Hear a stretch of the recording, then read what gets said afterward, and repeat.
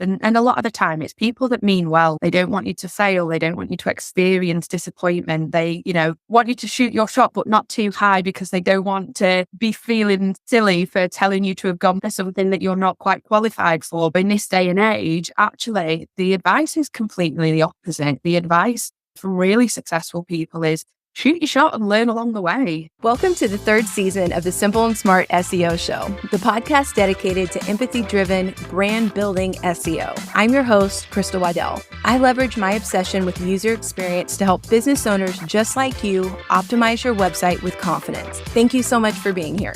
Let's jump into another great episode. Welcome to the Simple and Smart SEO Show podcast. I am here with a new friend from across the pond, and I'm so excited to chat with her. I know you guys are going to love her. Her name is Charley Brennand. Oh my gosh, she's so funny. And I ran into her on the streets of LinkedIn. And it was funny how we had a few different things in common. But before we jump into that, Charley, welcome to the show. Thank you so much for coming on the Simple and Smart SEO Show podcast. You are so welcome, and I am psyched to be here. I'm so excited for this conversation.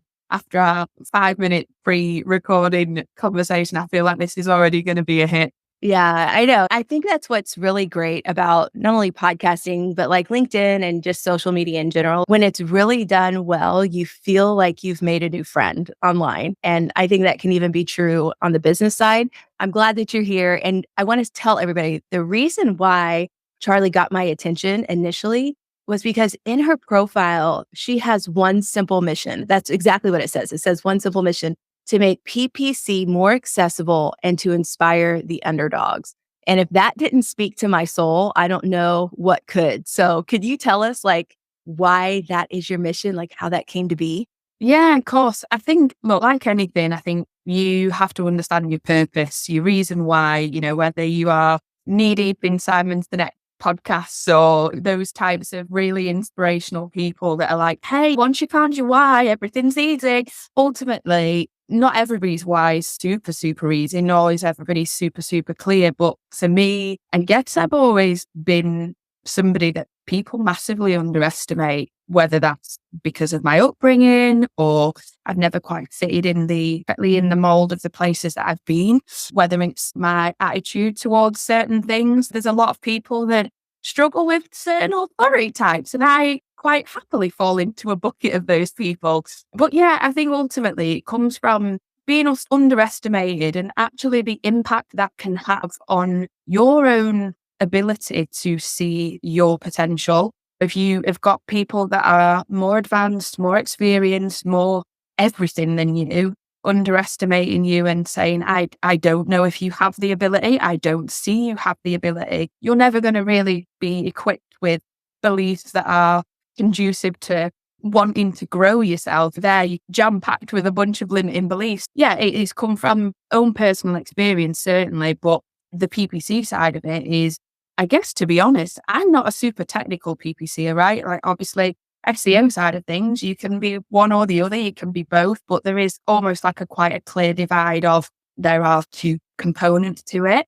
For PPC, it's always been very technical, very data heavy, you are a numbers person, you're a data person. And actually, the thing that's made me quite successful in my career is my ability to see past the numbers and really excel in some of the softer skills that perhaps typically don't come from people that are technical, or they're not naturally. You put your hand up. Yeah, I feel if you are bucketed as somebody as being a nerd or being more technical than anything, like a lot of developers, for example, you think of a developer or a coder and you're like, they probably have their hood up, lights dimmed, window blinds closed, probably don't talk to anyone during the whole day, quite happy, probably play games in the afternoon and into the evening, and a bit of a night owl. But the reality of it is, as the markets change, we're having to change as professionals, right? So that's where I think people need to be more educated on PPC, that it's not just about being technical, it's about your ability to be so much more than that. Okay, there's so much to unpack right there. But I have to back you back way up to where you were talking about being underestimated, because again, that just resonated with my soul. And it reminded me of a time when I was younger because, and I'm trying not to get too much into this because last time I did, I gave myself a heart attack, but like a literal one. I'm of mixed race. My father's Black, my mother's white. And there was a person that was very close to us that really genuinely, I think, believed that I was incapable of doing certain things because I was part of a minority. And I remember feeling like that growing up. And then when I graduated from the University of Kansas here in the States, I remember him just looking at me with this look of awe, like, you actually could do that. And so it's interesting. I never really thought about myself as feeling as one of those that had been underestimated, but I completely identify with it, like completely identify with it. It happens in so many different capacities, whether it's your parent, and a lot of the time it's people that mean well. They don't want you to fail. They don't want you to experience disappointment. They want you to shoot your shot, but not too high because they don't want to be feeling silly for telling you to have gone for something that you're not quite qualified for. But in this day and age, actually, the advice is completely the opposite. The advice from really successful people is shoot your shot and learn along the way. And actually, it's such a more exciting way to live life. Yes, prone to heart attacks, as you just said. I think that living that sort of way of life, but ultimately, like, you just experience so much more and you learn so much more that way as well. I love that. And you're talking about like just not having a fear of failure. And it's rare to meet someone who's not afraid to fail. That's what you sound like. Is that right? Am I picking up the right thing? Do you know a speaker called Michelle Poler? Have you ever heard of her? She's really interesting, right? She's Hispanic, I believe, and she's actually quite a big public speaker over in America. She is incredible the way she articulates it. And she was quite famous for basically just being really scared of loads of things. So she committed to filming 100 days of facing her fears. And honestly, how she describes it is courage isn't the absence of fear, right? It's not.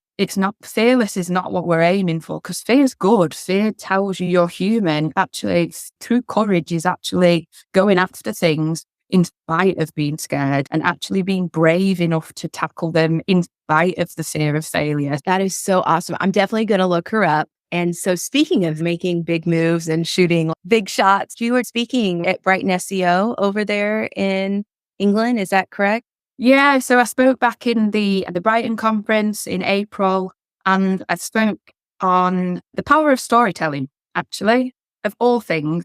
And again, maybe the average person would be like, what business does a PPC person have about storytelling? But again, it's really fundamental to doing the job well. And we talk a lot about story and brand stories and personal stories and customer stories here on the podcast. But I have a small group of entrepreneurs who meet every week, and we talk about our websites and we talk about, everything from content technical to whatever, just brand and user experience. And there was a specialist that came on the podcast about a year ago. Her name's Emma Bouchard, and she's from Canada. And she was the one who introduced me to this idea of brand stories and brand storytelling. And I was like, oh my gosh, this is genius. And of course it makes sense, because when you tell the stories of your brand and your product, SEO is naturally infused in that. And so it's the most natural way to optimize your website by telling the stories that surround your product, business, and customers. So what can you give us just a little piece of what you talked about there? Yeah, of course. Storytelling, how to drive more leads with storytelling was essentially the topic of it. And ultimately, it was alluding to the fact that if you're firing information over to a chief marketing officer or a managing director of a company or anybody at a high level that really doesn't have, but it's the same with any division of marketing, whether it's SEO, CRO, PPC, we as specialists are all too guilty of being like, hey, I drove a cost per lead of £200 this week and we got you 10 leads. How great is that? How great is that? And actually, we got your cost per lead down 50% week on week. Brilliant. Aren't we the best? The CMO is going to turn around and think, what does that even mean? What does that mean to me? And ultimately relies on us as practitioners to really be able to piece together different bits of information to make the story make sense. So we're trying to pull together information from business so that it contextually makes sense for the business. The right way to maybe approach that conversation is, hey, look, we drove 10 leads last week. And actually what I can see is those 10 leads converted to 5 marketing qualified leads in your system, which then ultimately went on to have a average contract value of 300k. So actually what we've done is we've spent £300 and delivered a potential contract value of 300k. Like, isn't good, Mr. CMO? And he's, money in, money out. I understand that. And ultimately, I think there's so much onus on the business to provide that context. But a lot of people that we're working with, especially from a contract perspective or an agency perspective, they hire us because they don't have the ability to do what we do. So why would we then expect them to know how to tell the marketing story effectively? Wow, that is so great. And my follow-up question was going to be, okay, what do you say instead? So I really appreciate like that example. I've noticed so much of just all communication, whether it's in business, whether it's in SEO, whether it's just in life, is all about translating in some way, form, or fashion. And so that was just a beautiful way to show how you translate marketing speak into something that people can actually have a normal conversation about. Well done, girly. Okay, so it's the same with SEO though. It's the same for every single division. SEO probably have it harder because a lot of the time it's like, I've hired someone in SEO a month later, what are my results? When you're going, oh, it takes longer. Obviously, I'm not an SEO specialist, but it's really being able to go, okay, but what KPIs matter to them? Have they increased their market share? Have they increased their visibility on key areas that actually the business wants to grow? So it might be that some fashion brand, they're an up and coming fashion brand, their business objective is to increase their market share by 10% this year. Okay, if I can't give them concrete KPIs to do with things like, oh, we drove X amount of sessions or we've increased this. They don't care about the platform metrics. They care about, okay, but what impact does that have commercially? And I think that's what we have to get a little bit better at as marketers in general, is really being able to tie what we do back to commercial impact. Absolutely. And I consider myself a business first SEO, and that's because I run an e-commerce company. So every SEO effort that I personally make to improve my website is time that's taken away from other activities or whatever. And so I need to know that it's going to have a financial benefit and hopefully a profitability element to it. A lot of entrepreneurs, which is the audience of this podcast, maybe they haven't created a marketing budget. Maybe they're not really prepared to understand like what it takes from a financial perspective to not only have a business goal, like actually make and verbalize a business goal, but then understand like what type of funding it takes in terms of advertising and PPC to make that goal happen. Do you have any thoughts on that? Do I? Yes, I have lots of thoughts on that. So generally speaking, if I can be frank, if your website's crap, do not spend on PPC. Do not do it. You are setting yourself up for failure. You are setting yourself up for false stories. So what is crap? Can you give us a... like terrible loading speed, or the content on it's not particularly good. If it's not clear, if you were setting up an e-commerce site, can you actually check out without any issues? Can you then go through the user journey? This sort of feeds back to, again, all of the SEO side of things. You guys know what it takes to have a good website. And I think probably one of the biggest ones is having the content really on the site. If the content's not very good on site, if it's not very clear, it's not a nice user journey or user experience, do not waste your money on paid ads. I've dealt with quite a few clients that they want to invest in paid ads and then they're just not getting the conversion rates that they need to make the sales at the scale that they want. And it's, oh, can we change this ad copy? Can we do this? Yeah, do you know what? We can change the ad copy every week, every single day if you want, but that's not going to fix the fundamental problem that actually you have an 88% drop-off rate when somebody clicks through to site and goes, what is this?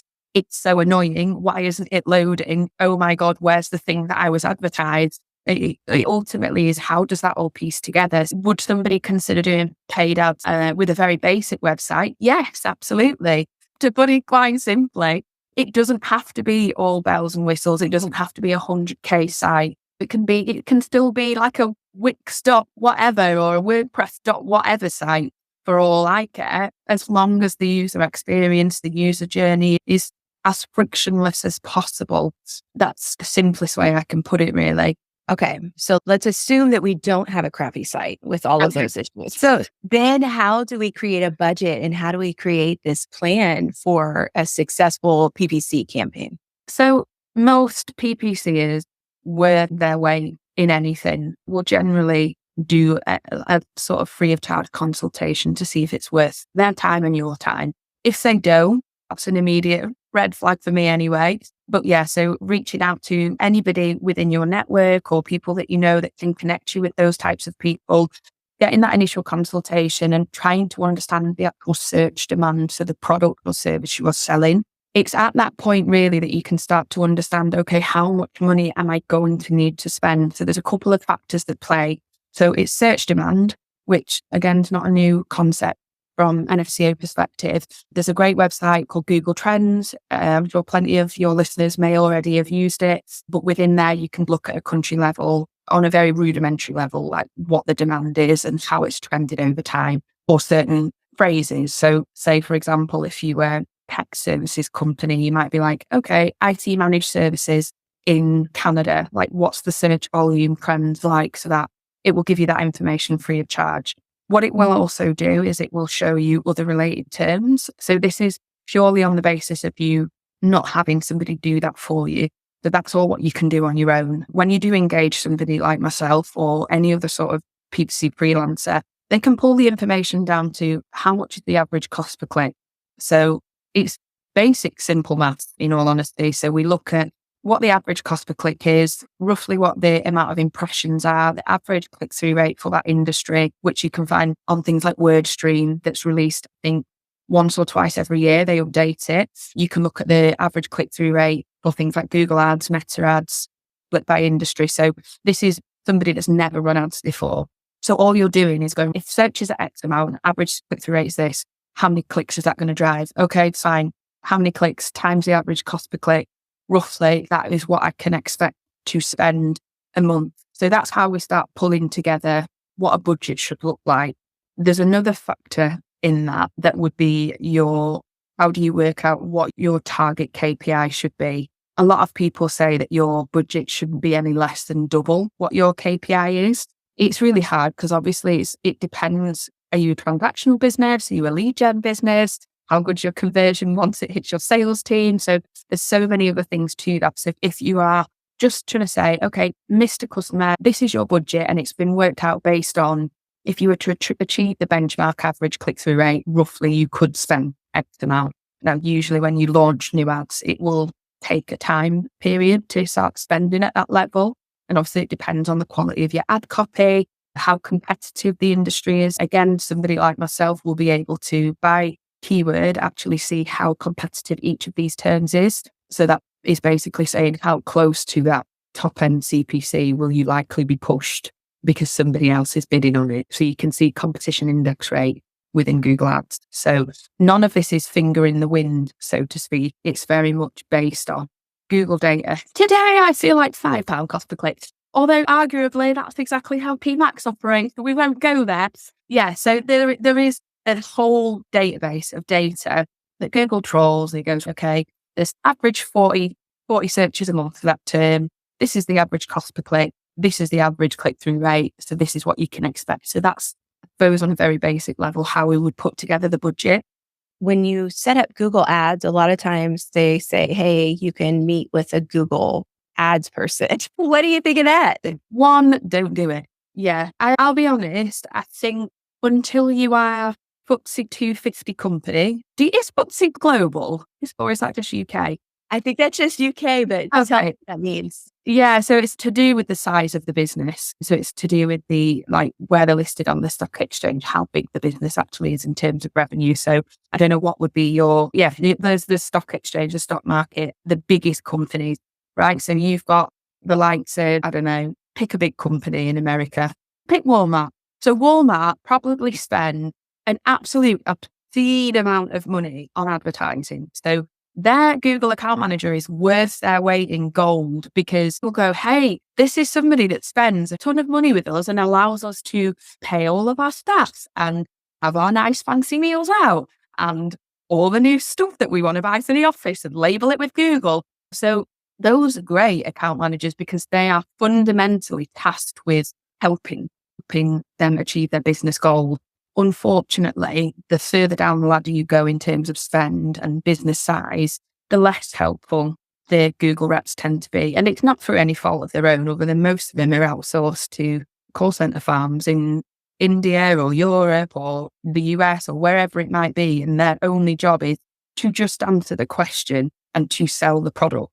They're not specialists. A lot of them probably have maybe worked for Google for 4 weeks, but you end up speaking to, they don't really have that fundamental understanding of how do we achieve your business goals. All they're focused on really is achieving Google's business goals, unfortunately. And we jumped into it, and I even said PPC. But for those listening who aren't familiar with some of these acronyms, like PPC, CPC, could you tell us what those are and explain what the acronym means? Of course. So we love a good acronym in PPC. I would say we deal 70% in acronyms. PPC is pay-per-click. So this is anything that costs you money when customers click on. So whether it's a Facebook ad, whether it's a Google ad, whether it's a Microsoft ad, whether it's a display ad, there's so many different formats now. Anything that you accidentally click and it takes you through to another site, you can bet your bottom dollar it's probably always a PPC ad in some way, shape or form, because what happens is the advertiser gets to get charged essentially every time somebody clicks through on an ad, whatever format that might be. So PPC, pay-per-click. CPC, cost per click. Generally and historically, it has been very click-based, but as we have moved into a much more video-focused world, probably over the last couple of years, you have a lot more view-based costs associated with some of these platforms, very nicely labelled cost per view or cost per impression. And I hear you say, what is an impression? An impression is literally just the number, the time that you actually appear in searches. So if somebody searches for a grey cigar holder, do you show up in the search results at all for that? Yes. Okay, great. You've got an impression. Does it matter that you're on page 76? No, it's still an impression. Did you show up in the search results? Yes, you did. Well done. Oh, that's so funny. I'm over here laughing, but I'm trying to mute myself so that I don't cut you off. But that is very funny. Okay. A lot of times when I hear people talk about ads, there's two things that kind of pop up that confuse me in a way. Number one is that I read recently, like there's some tech people who are spending, I can't remember what it was. If it was like $200 to acquire a customer that only paid $1 or something, like it was a lot of money to acquire a customer, and really thinking like it would take 2 years to make back that investment. And I'm like, I don't know any small business that can afford to approach their advertising like that. And then the other thing is usually lead gen for service-based business. And so between those two things, and then the fact that like on Pinterest, for instance, they recommended that, I think you said this earlier, that you spend 4 times the amount of your product for sale per day as a recommended ad spend. And I'm just like, these are big numbers. For me, my average product sells for about $200. So that's, hey, come spend $800 a day with us right out the gate. And I'm like, oh my gosh, what are we supposed to do with this information? So I think it's just about understanding where your audience is, right? Is your audience in the buying frame of mind in Pinterest? No, they're not. They're browsing what wedding flowers they should have, what outfits to put together for autumn. Are they on there? Yes, absolutely. They are on there. But is it likely that they will convert on there? So actually, when anybody starts really deciding, okay, I'm ready to market my product, one of the biggest bits of advice I could give to anybody from a paid or organic perspective is just really understand what the platforms are and what are your audience doing on the platforms, especially if you're not a native user. And I'll hold my hand up and I'll be like, look, I don't use TikTok. And that is outrageous for a lot of people. They're like, oh, how do you work in marketing and not use TikTok? And it's just one of those things. So I still have to understand, what are people doing? How are they consuming the media? And what value would it bring if we were to advertise on there? So there's a couple of things. So understanding the platforms, understanding what your audiences are doing on there, but also understanding how many touch points somebody needs in order to buy your product or service. So it's very rare, if somebody's never heard of your brand before, that they will see one ad and convert. then it becomes a question of, okay, how do I hit these customers across multiple different platforms so they're getting the exposure to me without it costing me an arm and a leg? And that's where a lot of social media platforms are really coming into play for the wider marketing strategy, because it used to be PPC was the one to bring all the sales, because that is the ultimate last touch for most businesses. But now it's actually, we're starting to think of the whole customer journey and go, when do they first engage with us? They might have seen a post on LinkedIn about us. Okay, when do they next? Oh, they might have seen a post that we done on, because maybe it was a sponsored or boosted post, because we chose to retarget them, anybody that's visited our titles in a certain LinkedIn post. So there's a lot more to mapping out your customer journey. And I think that's quite overwhelming for a lot of entrepreneurs and a lot of business owners. But you said yourself, you run an e-commerce business, right? Why would you not want to map out the route to purchase for your customer? Why would you not want to know how they're consuming different platforms? And like the example that you used then, £200 to acquire a customer for a product that might have been £1 or $1 for the US guys over there. That just screams TikTok to me, when a lot of people are like, hey, race to the bottom, because you've got people like Alibaba and Temu who are selling products on there for $1 or £1 or whatever it might be. But you're getting charged per, I think it's 1 second, after 1 second or one impression-based cost or something, I think. So yeah, the cost can very quickly amass to thousands for a very small value. So actually you go, how do we utilize the platforms without just sticking ads on them?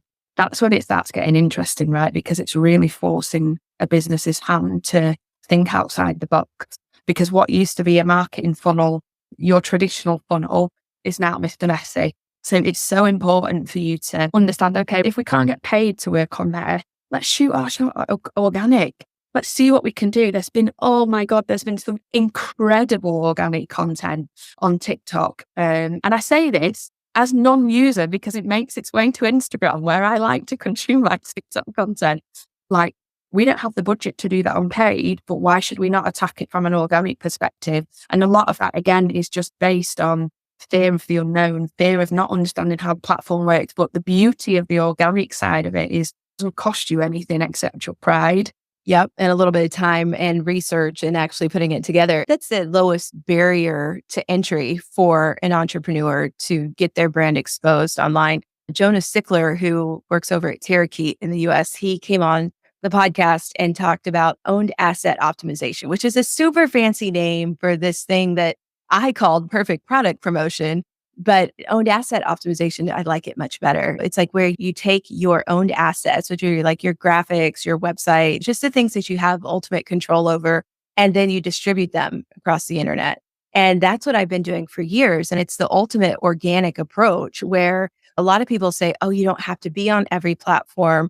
I take it from an SEO perspective of, hey, the more platforms you are on, the more real estate you take up, like in the search engine results. So it's like people are searching for the main keyword that you are trying to rank for. If they're searching for your business, you're showing up across all of these platforms where you can leverage their domain authority. So I have loved that approach, like for myself and for entrepreneurs. And yes, it does take a little bit more like grunt work up front. It's never going to be a bad thing for people to find the same you everywhere. GA4 gives these random insights to me that I don't understand, but I like when they show up in a little block and it says something like 60% of your conversions followed an organic search path, or something like your customers take an average of 6 touch points before conversion. And there's some crazy numbers out there. Some people said that like it takes upwards of 20 or 60 or whatever touch points. That's not the case for me personally. And I found that out through Google Analytics. So I'm like,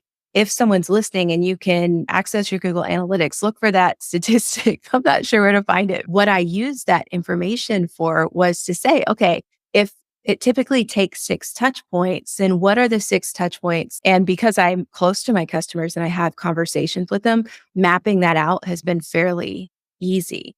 But like you said, a lot of times that last touch point is an advertisement. That's almost always the closest thing to conversion. And I don't do that. So it's just making me think, okay, am I missing an opportunity there by not having a PPC, just relying mainly on SEO?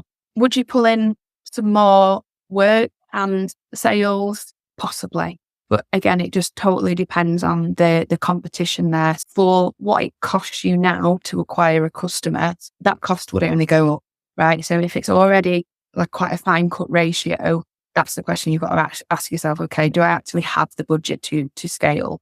Because that's what you're doing. You're not changing the way you work. You're just scaling it up from what you've got right now. And I think it's a really good point. Once you understand how many touch points it might take, it's about just reassessing your expectations of your marketing efforts, right? Because if you're just serving one type of ad one time and expecting sales to roll in off the back of it, when you know that it takes 6 touch points for somebody to convert, soon you go, okay, cool. What else can I be doing? What else can I reach them on? What else can I be doing to make my marketing efforts more robust? Because that's all it is, right? That's all it is, just making your marketing efforts more robust, more shop windows, exactly as you said then, so making your business take up more space on the internet. And there's more businesses than ever before on the internet. It is important. It is important to do that. Taking up more real estate, yeah, sometimes it results in more sales, sometimes it doesn't, but that would be something that you would find out fairly quickly after a little bit of investment. If you already have a really strong website, if you already have a steady flow of sales coming through, it should amplify what you've got rather than detract.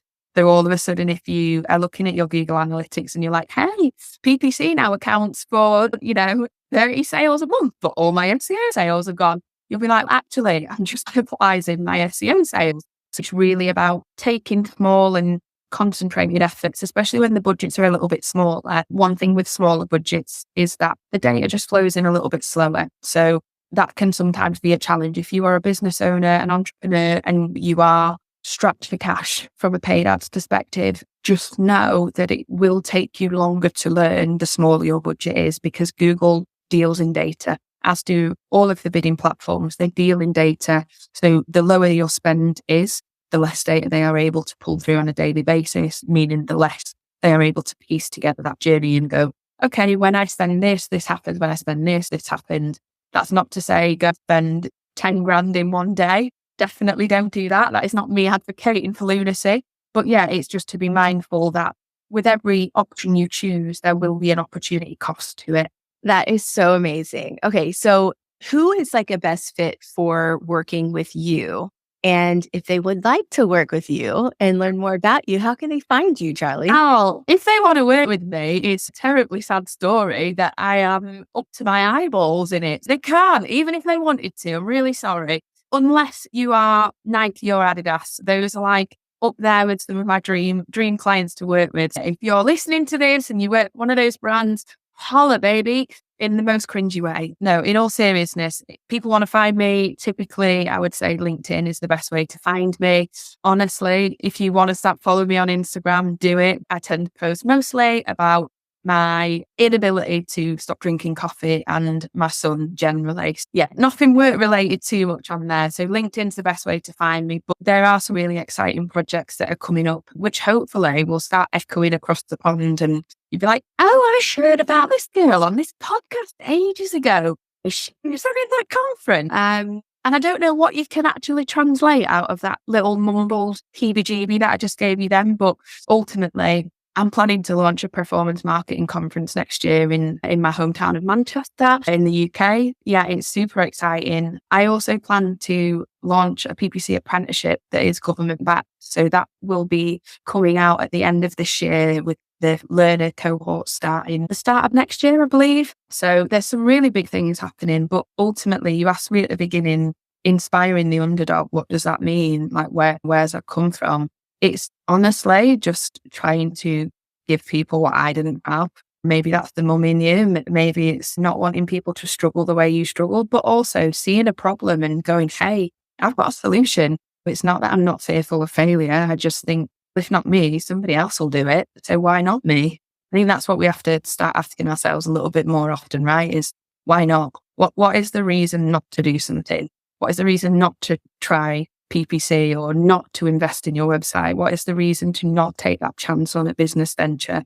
If it fails, guess what? We learn, we move on, no one dies. That Amazing advice. Very inspiring, especially the part about us not dying. Like, that's the really good part. But seriously, Charley, you're awesome. I will link to all of the stuff that you talked about in the show notes. And best of luck with all of that. I'll be following you, and maybe someday I'll make it across the pond to attend one of your events. But I'll definitely be following you, cheering for your mom, who I know is an Etsy seller. And yeah, this has been amazing. So thank you so much for coming on today. Thank you for having me. It's been so lovely. All right, guys, I will catch you next time.